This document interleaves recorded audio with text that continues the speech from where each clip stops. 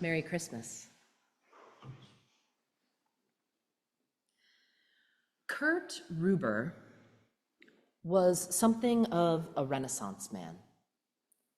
He was a medical doctor and a Lutheran pastor, but he's probably best known for being an artist. And in December of 1942, Kurt Ruber was a doctor who had been conscripted into the Nazi army, living in a bunker in Stalingrad, after the Germans had captured the city and then had been surrounded by the Russians themselves. The Battle of Stalingrad was the deadliest battle of World War II. It epitomized urban warfare with massive civilian casualties over a winter when the temperatures dropped to -40 degrees Fahrenheit. The German soldiers had a name for life inside the circle of constant bombardment by the Russians. They called it living in the cauldron. Despite a prohibition that had been issued by his commanders, Dr. Ruber regularly treated Russian patients, saving many lives. And because Ruber was also an artist, he drew roughly 150 portraits of people that he had treated, particularly portraits of Russian civilians. His reputation as an artist became known among the soldiers that he served with, and as Christmas approached in 1942, one of the soldiers asked him to draw something for Christmas. And the result of that request is the image on the cover of your bulletin this morning.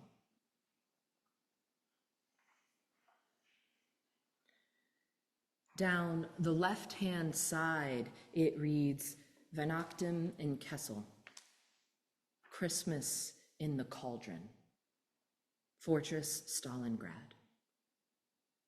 And on the right, it says, Licht, Leben, Liebe, light, life, love.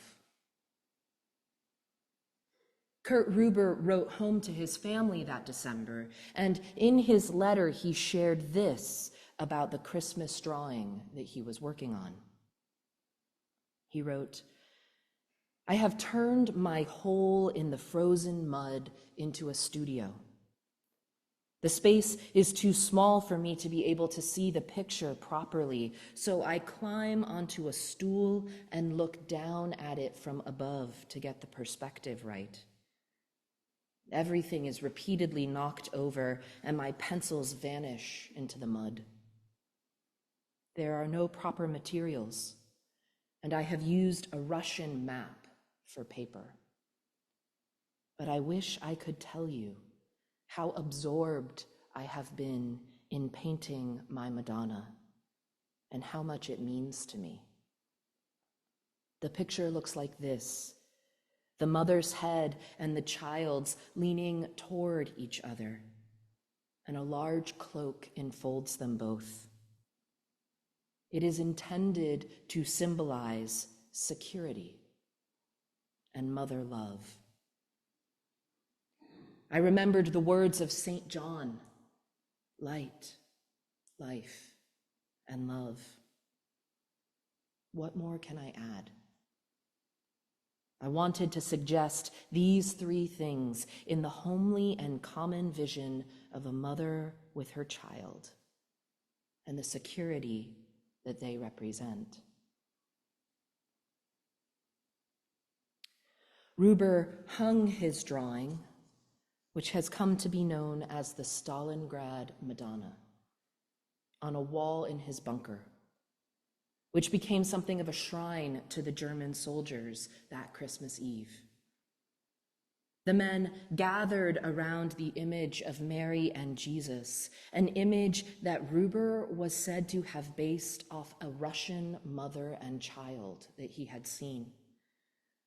An image intended to convey to those besieged soldiers a sense of security, a sense of a mother's love. And Ruber wrote to his family that they sang German Christmas carols as they stood around the drawing. I can't imagine that they didn't sing Stille Nacht, Silent Night. A few weeks later, Ruber gave the drawing to his injured battalion commander who was being evacuated from the cauldron. The Stalingrad Madonna made it onto one of the last German flights out of the city. Kurt Ruber did not. When Stalingrad fell to the Russians, Ruber was captured and sent to a POW camp. While there, he wrote articles for the anti-Hitler Free Germany movement, and he mailed them home to be published. Kurt Ruber, doctor, pastor, artist, and father of three, died of infection in the POW camp in January of 1944.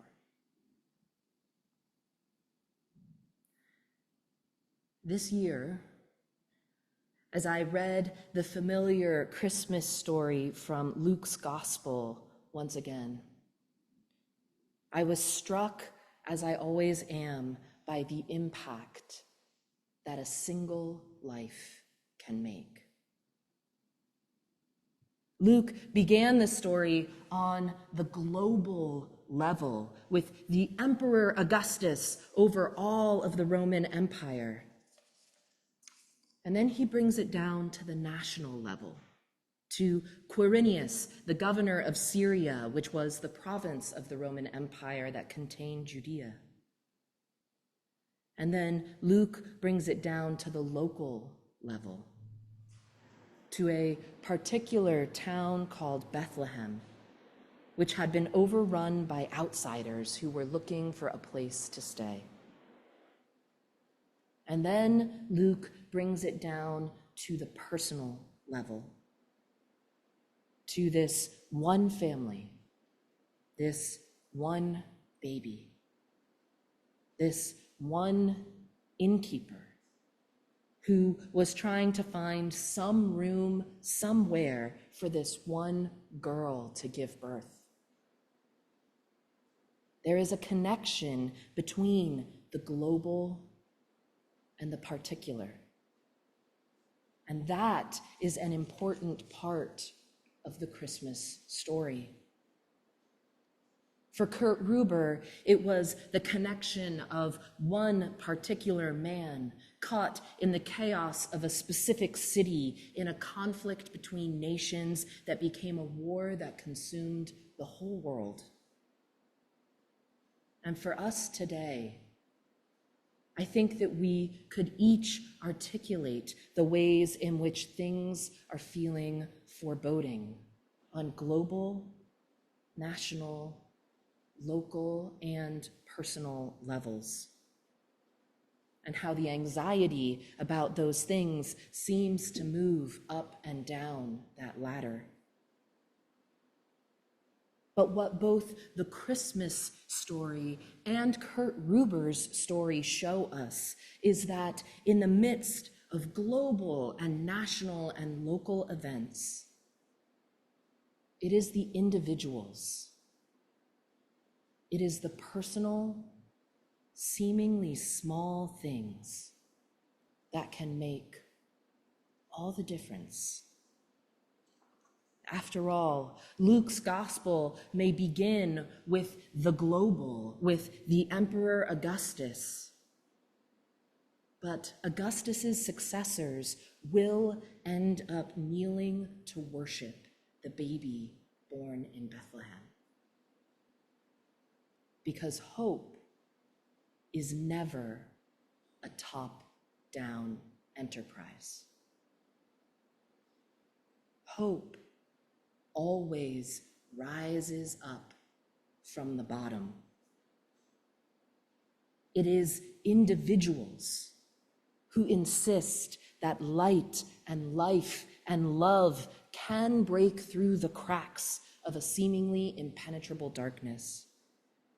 And it is the insistence of those individuals that makes all the difference.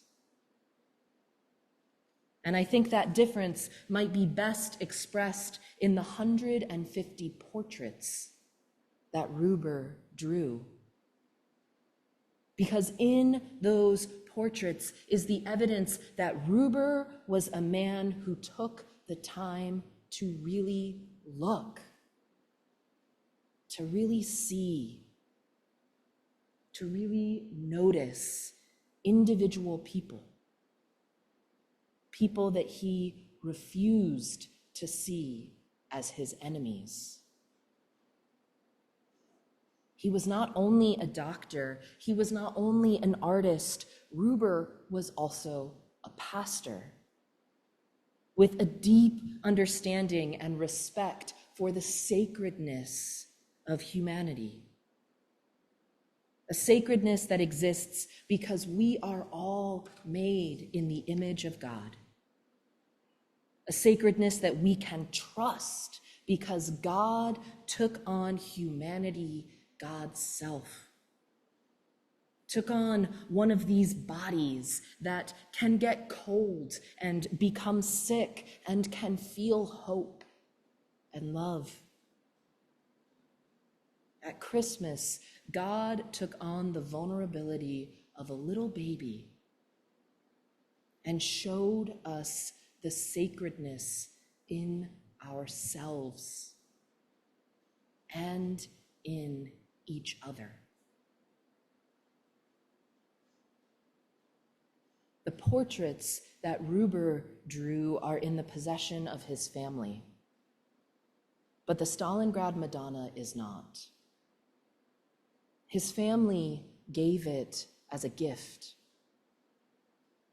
The original now hangs in the Kaiser Wilhelm Memorial Church in Berlin, and there are 2 official copies.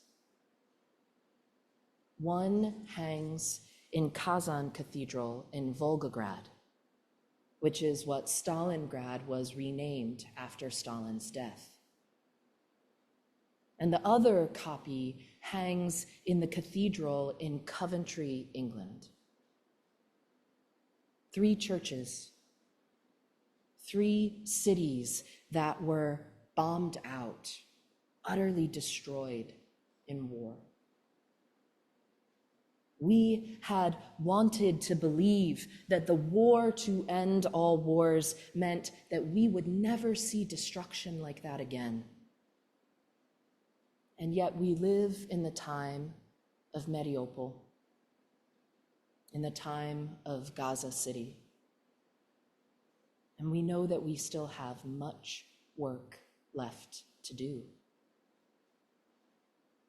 But Berlin and Volgograd and Coventry are now 3 cities bound together by the Christmas testimony, by the Christian testimony of Blessed Kurt Ruber, which is that he could not look at those who were supposed to be his enemies, at a Russian mother wrapped together in a cloak with her infant child.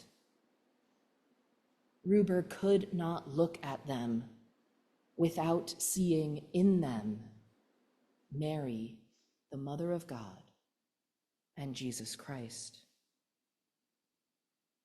Because of his faith, Ruber rejected the attempts of his fascist and authoritarian rulers to dehumanize those who were different from him.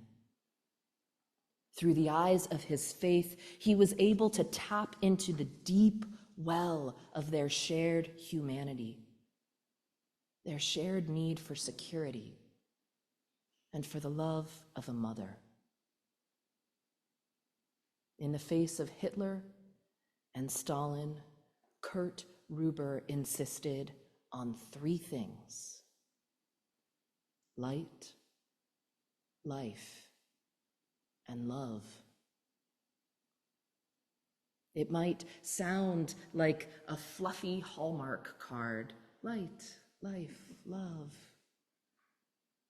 But at Stalingrad, Ruber proved that those three things are tougher than flint, and to strike at them is to spark hope. A flame that starts at the bottom and builds its way to the top. That starts with a baby and ends with the conversion of an empire. Light, life, and love. In the year to come, may we hold fast to those things. May we insist on respecting them in ourselves and in others. Light, life, and love.